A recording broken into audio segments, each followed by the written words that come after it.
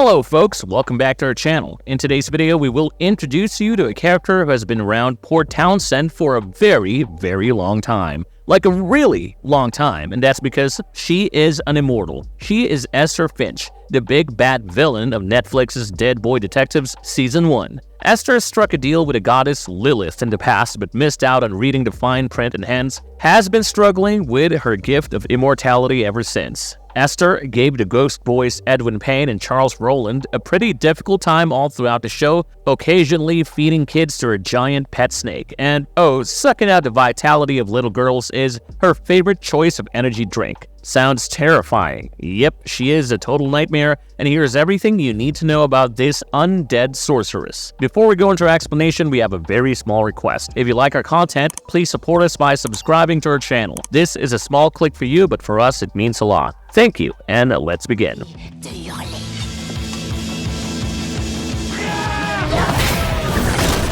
Who is Esther Finch? Esther Finch is the overarching villain of Dead Boy Detectives' first season who lives in the historic town of Port Townsend in Washington, 3 flights and a ferry ride away from London where the Dead Boy Detectives have their investigative agency. In the very first episode, Edwin and Charles' psychic friend Crystal Palace sees a vision of a 10-year-old girl Becky held captive in a basement, and her visions lead her to Esther's town. After interrogating the missing girl's family and studying her shoes, Crystal uses her clairvoyant powers to deduce that the front porch of a mysterious fog-shrouded house is where Becky was last spotted. Asked by Edwin, a neighborhood cat informed that the house belongs to a witch, prompting 2 words from Edwin: tricky and dangerous. The next morning, the ghost boys broke into the witch's house, which turned out to be Esther Finch's, and inside they found all sorts of witchcraft equipment. Whistling kettles, a crow in a cage, mysterious cauldrons, and some scary-looking potions. The Ghost Boys also discovered a secret cupboard that leads to a hidden basement. With Charles standing guard, Edwin jumped into the dark basement and landed up on a bed of kids' shoes and bones. Terrified, Edwin realized that the basement is a magical void. It sucks people in and weighs them down with dark magic, thus nothing can ever leave this place. However, Edwin manages to track down Becky among all the human bones and carry her all the way up to the house with Charles's help, but not without encountering Esther's giant pet snake. This is when Esther makes her first appearance on the show, smoking a pipe and making quite an impression. Furious that the Dead Boys broke into her house, Esther paralyzes Crystal and beats the hell out of Charles and Edwin. The fight ends with Charles possessing Esther and the trio eventually escaping the witch. But this is the moment that sets Esther on the Dead Boy Detectives' trails forever because they snatched the fresh meal away from her snake by rescuing Becky. By now, it has been established that Port Townsend is secretly haunted by Esther the Witch, who lives under the guise of a normal human being but is actually a murderous monster. Esther is stealing the kids of Port Townsend to feed her giant pet snake, a practice that is crucial to her survival.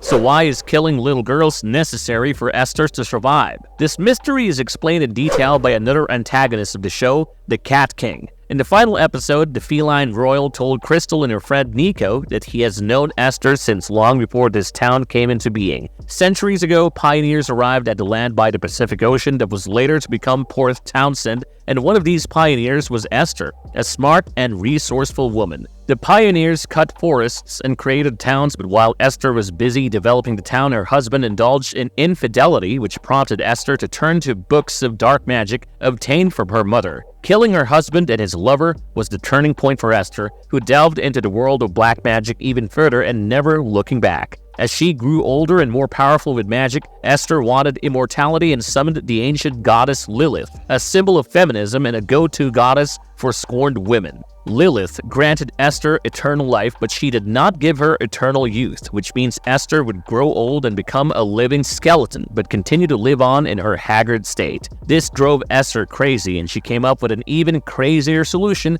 by feeding little girls to her big, hungry pet snake. Esther can stay young forever. Esther and the snake are magically connected to each other, and with the snake devouring the young girls, Esther can gain their youth and vitality. Thus, by letting her snake munch on little girls is the only way Esther can be her former pretty self forever. a practice which she has continued till the present times. For her evil ways, Esther was treated as an outcast by the townspeople initially, and in order to survive in a society, Esther eventually learned to blend in. In the Dead Boy Detectives miniseries comics by Ed Brubaker, there was a villain named Gilles de Rais who used to extract the vitality out of kids to remain immortal himself. In addition to his occult practices, what makes this character super scary is that he was a real-life historical figure who tortured and killed over hundreds of children. This 14th century soldier is often believed to be the first serial killer in history. In the Netflix show, Esther seemed to be inspired by this real-life villain with their common practice of torturing and murdering kids to remain young and youthful.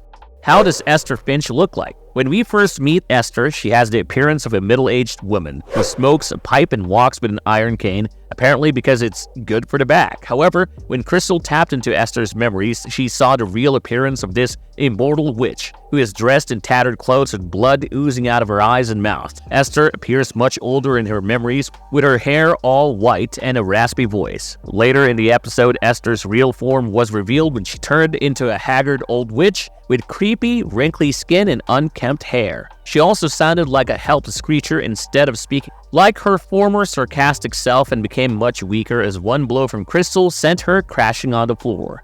How powerful is Esther Finch? Let's just say Esther almost finished off the Dead Boy Detectives not once, but twice. First time, in the case of the Creeping Forest episode, Esther got hold of a magical, interdimensional being called the Forest Elemental, which is rather detrimental to ghosts. Esther wanted to completely obliterate Edwin and Charles by feeding them to the Forest Elemental, which eats up ghosts, leaving no trace of them in the afterlife. Esther turned this interdimensional mushroom into a gigantic bloodthirsty monster by brewing some spooky magic potion at home. Esther made Monty, her familiar, misguide the Dead Boy Detectives into the forest, and once they were trapped in the dark, Esther unleashed the giant mushroom on them. She even named the mushroom Teeth Face, owing to its menacing set of teeth. Controlled by Esther, the Forest Elemental unfurled its octopus-like tentacles and strangled Charles and Edwin till Crystal intervened, saving the Ghost Boys just in time. With her psychic powers, she told this beast that it can be free of Esther's control if it chooses to, and can return to its original dimension.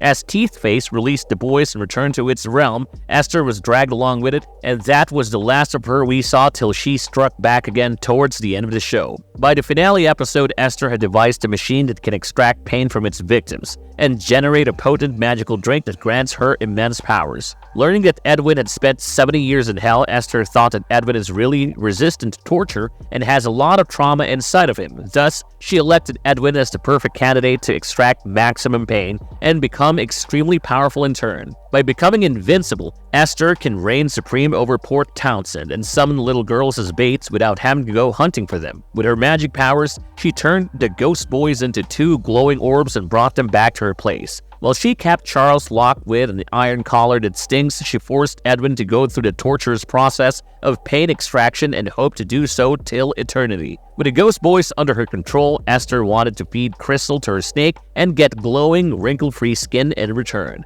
To top it all off, Esther's dark powers multiplied in intensity after she drank the magic potion made out of Edwin's pain, prompting her to declare, "No one will be more powerful than me ever again."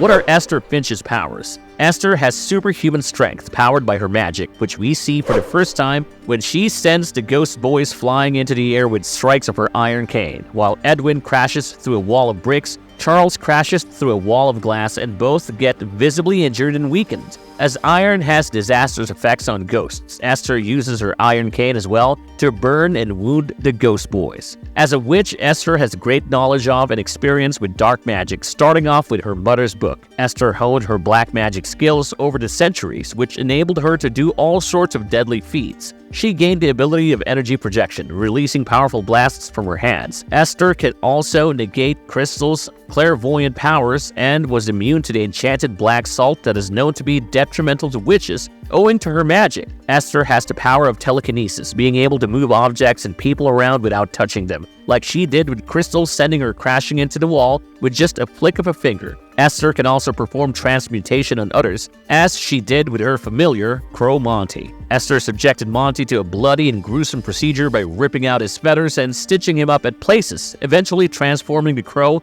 into a human boy. Later, when Monty betrayed Esther by revealing her plans to Edwin, Esther beat him to a pulp and transformed him back to a crow in a cage. Esther can kill with her spells if she chooses to. In the final showdown, Esther cast a Fury spell at Crystal, which eventually hit Nico and gave her a gashing wound on the chest. It immediately stopped Nico's breath and she fell to the floor, dead. Nico made a cryptic appearance in the final scene of the show, but we are yet to discover whether she came back from the dead or that's her ghost form. Meanwhile, even a powerful shapeshifter like the Cat King is also not immune to Esther's magical powers. In episode 7, Esther mauled the Cat King to death with her iron cane, leaving a bloody mess. But because the Cat King has 9 lives, its spirit came alive again, angry and furious at having lost another life. Does Esther Finch have any weaknesses? Despite her impressive witchcraft resume, Esther does come with a few weaknesses. She cannot resist Crystal Palace infiltrating her mind. In the first episode, Esther broke into her mind and got a whiff of the deal she struck with Lilith. Crystal entered her mind a second time as well in the last episode and managed to summon Lilith. Esther was also pretty helpless for a while when Charles possessed her in order to stop her from killing his friends. Possessed by Charles, Esther couldn't function at her own free will, but once she began banging her head against a pillar, Charles had to exit her body, leaving her fuming. Having said all that, Esther's biggest strength and weakness is her pet snake, which acts like a Horcrux for her. In the final episode, when Charles slaughtered the snake in the basement, Esther was immediately transformed into an old, shriveled form, as if all the vitality from her was sucked out suddenly. Killing the snake also greatly weakened Esther, who immediately dropped to the floor, unable to regain her strength. Thus, aging is Esther's weakest point, which she was able to avoid all these years by feeding the little girls to the snake. Where is Esther Finch now? Is she dead? In the finale episode, when Esther had Charles locked up with an iron collar and was torturing Edwin with her monstrous device, Crystal and her buddy Nico arrived to free up their ghost friend. At first, Esther put up a fight against Crystal's psychic powers, but Crystal eventually managed to tap into her memories and summon Lilith in the psychic realm. When the goddess of scorned women arrived, Crystal told Lilith how Esther has been murdering kids for centuries to stay young. Meanwhile, Charles killed the snake down below at basement, which transformed Esther into her original aged form with white hair and wrinkled skin and a skeletal physique. It is at this point that Lilith arrived on the mortal plane and dragged away Esther into presumably some sort of hell. So while things didn't turn out in Esther's favor by the end of season 1, it is important to note here that she is also not dead. Given her expertise at witchcraft and dark magic and her excellent manipulation skills, Esther may very well find her way back in the next season of Dead Boy Detectives and seek vengeance on Edwin, Charles, and of course, Crystal.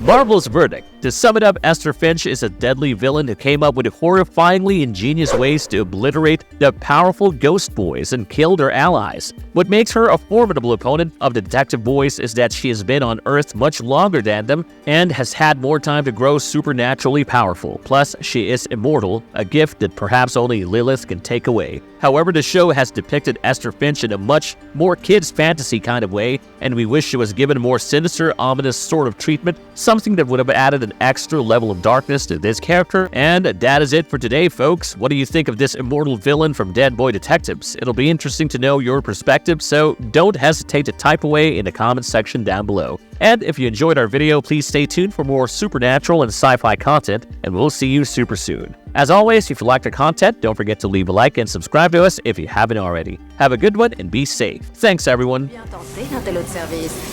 Faut croire que je vais devoir augmenter la puissance.